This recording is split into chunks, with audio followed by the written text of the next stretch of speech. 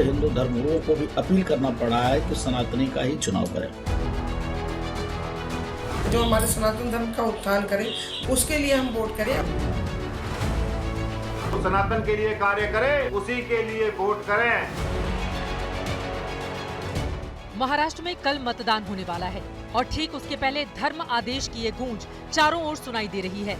कुछ धर्मगुरु हिंदूवादी पार्टियों के समर्थन का ऐलान कर रही हैं, तो कई खुलकर महायुति को जिताने का आदेश दे रहे हैं। हिंदू धर्मगुरु एक रहेंगे तो सेफ रहेंगे और बटेंगे तो कटेंगे जैसे नारों को जमीन पर वोट में बदलने की तैयारी में जुट गए हैं। जिस प्रकार से वहां पर मुल्ले मौलवी मदरसा लगातार ये प्रयास कर रही है कि हिंदुत्ववादी विचारधारा के लोग चुनाव न जीतें, राष्ट्र विरोधी चुनाव जीते, इसके नाते हिंदू धर्मगुरुओं को आगे आना पड़ा है और हिंदू धर्मगुरुओं को भी अपील करना पड़ा है कि सनातनी का ही चुनाव करें। साध्वी गीतांबा तीर्थ और त्रिशूल बाबा ने भी एकजुट होकर हिंदुत्ववादी पार्टी को वोट डालने की अपील की है। जैसे मुसलमान एक होकर के वोट जिहाद करते हैं, तो उसी तरह से हमारे हिंदुओं में भी यह संगठन होना चाहिए कि जो हम एक सनातनी संस्कृति से जुड़े हुए हैं और हमारा सनातन धर्म जिसका उद्धार करे, जो हमारे सनातन धर्म का उत्थान करे, उसके लिए हम वोट करें। तो सरकार हिंदुत्ववादी सरकार हो, सनातन के लिए कार्य करे, हम भी एकजुट होकर उसी के लिए वोट करें, यह हमारी प्राथमिकता होगी। हिंदू ही नहीं, सिख संत भी महायुति के समर्थन में आ गए हैं। दमदमी टकसाल के प्रधान हरनाम सिंह खालसा ने अपनी चिट्ठी में लिखा है कि सिख समाज बीजेपी की महायुति को पूर्ण समर्थन करता है।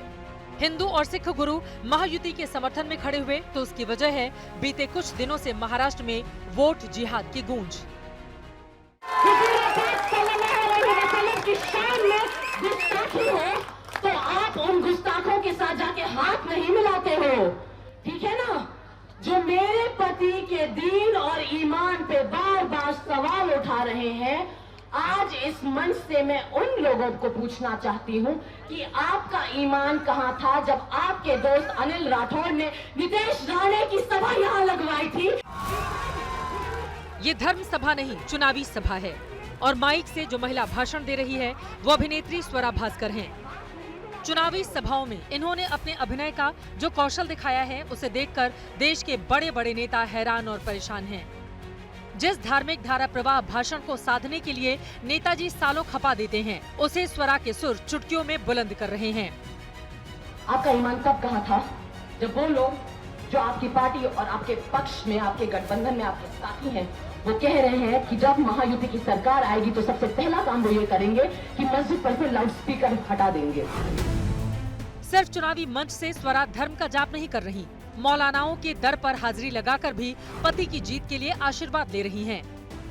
तस्वीरों में स्वरा और उनके पति फहाद अहमद जिस शख्स के साथ नजर आ रहे हैं, वो है मौलाना नोमानी। वही नोमानी जो खुलकर एमवीए के समर्थन में बैटिंग कर रहे हैं। मुझे मालूम है लोकसभा के इलेक्शन में आपके कुछ लोगों ने बीजेपी का साथ दिया था।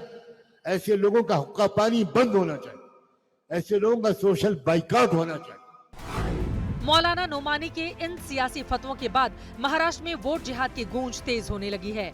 वोट जिहाद को आज तब और धार मिली जब मतदान से ठीक पहले मुफ्ती सलमान और अबू आजमी की मुलाकात हुई। अल्लाह मुझको जन्नत नसीब करे अगर मैं जानबूझ कर किसी ऐसे आदमी को सपोर्ट करूं जो हुजूर सल्लल्लाहु अलैहि वसल्लम की के खिलाफ बात करे, गुस्ताखी करे, वो मुसलमान ही नहीं हो सकता है। बस बिल्कुल, बस इतना काफी है।